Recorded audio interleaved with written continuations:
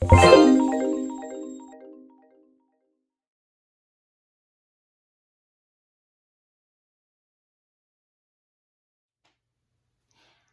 and welcome back to the ABCs of Success with TbT.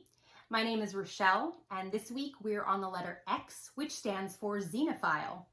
The definition is, I extend to strangers the same concern and hospitality that I would like to be shown.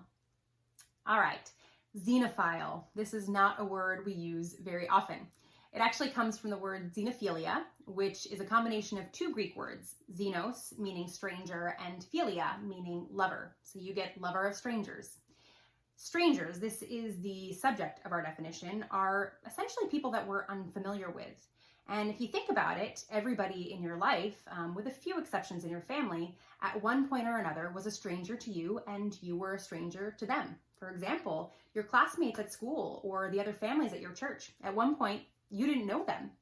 Now, I do want to make really clear up front that when we're talking about strangers, we are not advocating blanket interactions with any and all strangers. We need to be exhibiting wisdom and discernment and really prayerfully approaching our interactions with anybody, but especially with those people that we don't know. And my kids and teenagers who are watching this video, I want to really emphasize that you need to be following the guidelines that your parents have given you for interacting with strangers. They really have a priority on protecting you. And unfortunately, there are dangerous people in the world and people who do have evil intentions.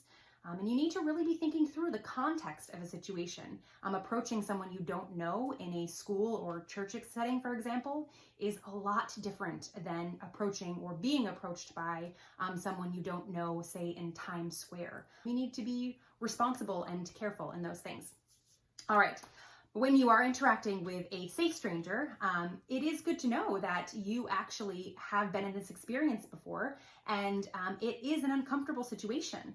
And what does make it more bearable is when somebody actually takes an interest in you and is welcoming to you. This is something that we really value being the recipient of, which is why our definition talks about the fact that we're to be showing something to another that we would like to be shown ourselves. It's kind of like the golden rule from Compassionate a while back. So let's take a closer look at our definition of what we're supposed to be extending to each other, showing to each other. First, there's concern, which means that you're giving importance to something. If you are concerned about something, you are taking an interest in it. You are paying close attention to it to understand it. And when we demonstrate concern by asking questions, we actually need to go beyond that to listen to understand their answers and really observe their needs.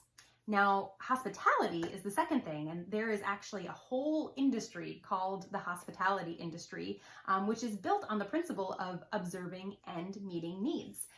You need a place to sleep, and a hotel makes sure that you're comfortable. You need a good meal, and a good restaurant sees to it that you're fed delicious food and that you are in a welcoming environment. And actually, the hospitality industry, the restaurant and hotel industries together, they in recent years have made close to $1 trillion in revenue annually. So that really goes to show that people like to be served. It's something that they're attracted to.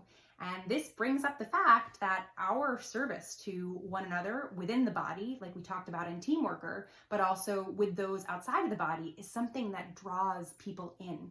And our love to strangers, people who are outside of our inner circle, can be a really great platform for developing more commonality and then increasing our opportunities to address those people's deeper needs, especially their need for an abiding relationship with God, who is the creator of the universe and can ultimately meet all of their needs. So that end goal and objective is really important to remember, because we have to make sure that our loving acts to those around us aren't just random and self-glorifying. They're puffing ourselves up or making ourselves feel good, but they're purposeful and they're God-glorifying. We really ultimately are serving God, and we need to be trying to accomplish His purposes for our lives and in the lives of others.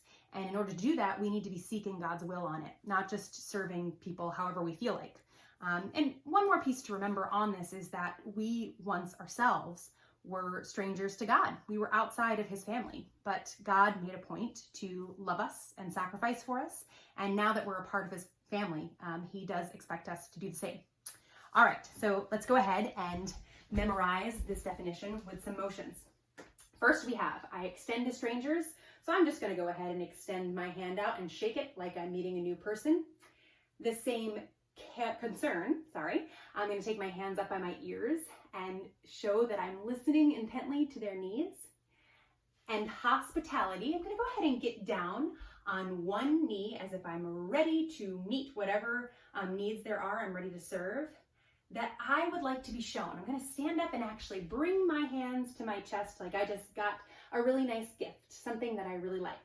All right, let's put that all together. We have, I extend to strangers the same concern and hospitality that I would like to be shown. All right, great.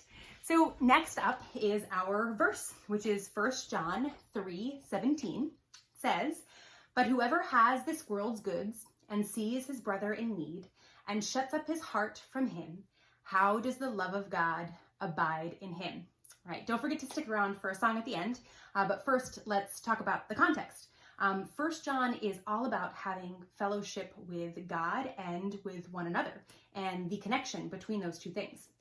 So this verse is very clearly talking about seeing a believing brother in need. And that's a good thing to observe because God actually does put a priority on believers loving other believers. Galatians 6:10 actually says, "As we have opportunity, let us do good to all," and adds, "especially to those who are of the household of faith." Now, remember that loyal love is sacrificing to do what's in another's best interest. And the church isn't supposed to be a social club where we hang out with each other. There's a lot of commands attached to our interactions with one another in the church body, and we really should be reflecting on, how have I demonstrated a love of my brothers? Do I really care about meeting their needs? Because God really cares about us doing so. Now, you might be saying, wait a second, I thought we were talking about loving strangers. So why would you choose this verse? Well, here's the reality. If we can't demonstrate this love and service of others with our brothers and sisters in Christ, then we aren't going to be able to demonstrate it with others. When we are practicing these skills with the body, we're actually getting stretched and better trained for serving out of our comfort zone and serving somebody who's less deserving, not because they have less inherent worth, but because there's not a mutual relationship built there that we're having reciprocity within. So what keeps us from loving others, whether it's a Christian brother or a stranger? Well, it's self-centeredness, ultimately. Pride, which is our natural default, keeps us focused on ourselves. It's all about me. Whereas humility, what God desires in each of us, is looking to the needs of others. It's submitting ourselves in service of God and others. And unfortunately, pride makes us self-sufficient rather than God-dependent.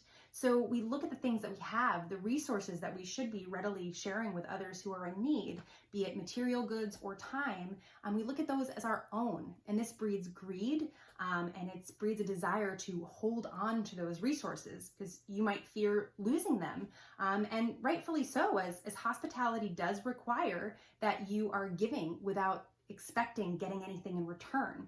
However, the reality is that everything we have belongs to God, and He's giving to us so we can be generous, not gluttons.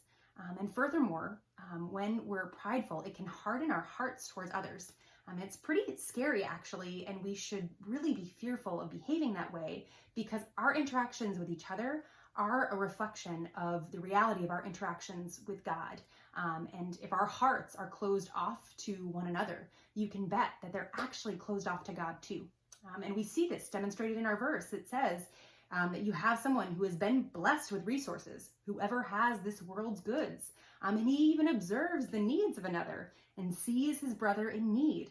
And instead of giving generously, he shuts up his heart from him, which begs the question, as the verse ends, how does the love of God abide in him?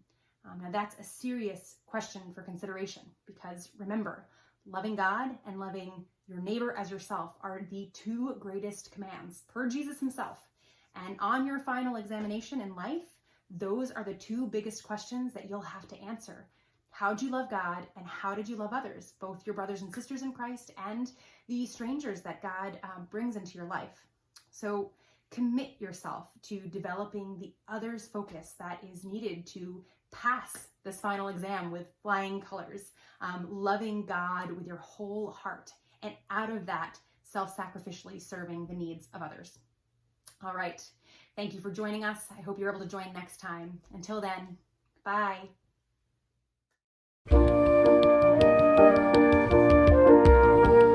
whoever has this world's goods and sees his brother in need, yes, whoever has this world's goods and sees his brother in need, and shuts up his heart from him, and shuts up his heart from him, and shuts up his heart